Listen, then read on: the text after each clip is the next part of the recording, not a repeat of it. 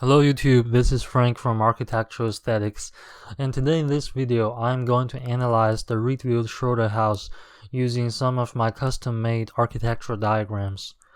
The Rietveld Schroder house was built in 1924. It was designed by the Dutch architect Gerrit Rietveld, and it was co-designed by the house's patron, Mrs. Schroder. And the objective of this video is to use my planimetric, sectional, and axonometric diagrams to communicate the house's geometrical proportions, its program, and its mutability of space respectively. So first off, in my planimetric diagram, I intend to communicate the geometrical proportions of the second floor. As you can see, I got two different layers in my diagram. In the lower layer, I am using various intensities of blue to indicate the rectangular areas that have their widths and lengths at golden ratios. And on the top layer, I'm using different intensities of the color red to indicate the areas that have their proportions at perfect squares. And moving on to my sectional diagram, I am using this one to communicate the program on first floor. So as you can see, my three cross-section cuts look relatively the same. Therefore, I sheared them at a 45-degree angle and used these three section cuts to indicate the frame of the house. And I use different color coding to communicate the different functionalities of different rooms.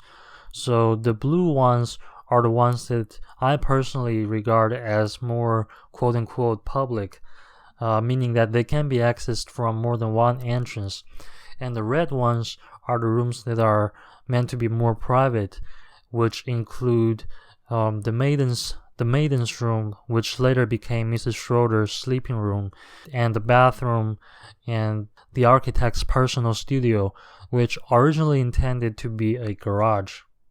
And lastly, moving on to my axonometric diagram, I'm using this diagram to communicate the mutability of the space.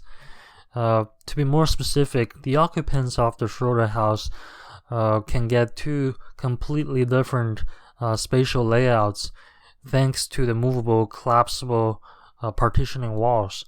So as you can see, again, I got two different layers, and on the top layer, you have a situation where when all the partitioning walls are collapsed, you have a very big open space, which is good for public gathering, with only one room intended for private use, which is the bathroom, and the yellow one being the vertical stairwell.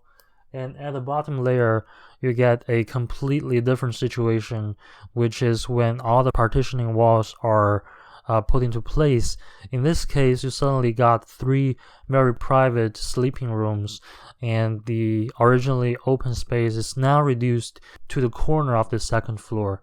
And in this image, I'm just juxtaposing all my three diagrams, and hopefully, as you can see, I am trying to enforce a very consistent aesthetics. For example, the use of the very bold black contour lines and the use of the three prime colors. This is because I am trying to pay homage, trying to pay tribute to the style art movement from which this architecture was given birth to. Alright guys, thank you so much for watching, and I hope you found this video informative. And if this is the first time you're on this channel, I would like to have you subscribed, as I will be consistently uploading architecture related videos on a weekly basis. And until next time, bye bye.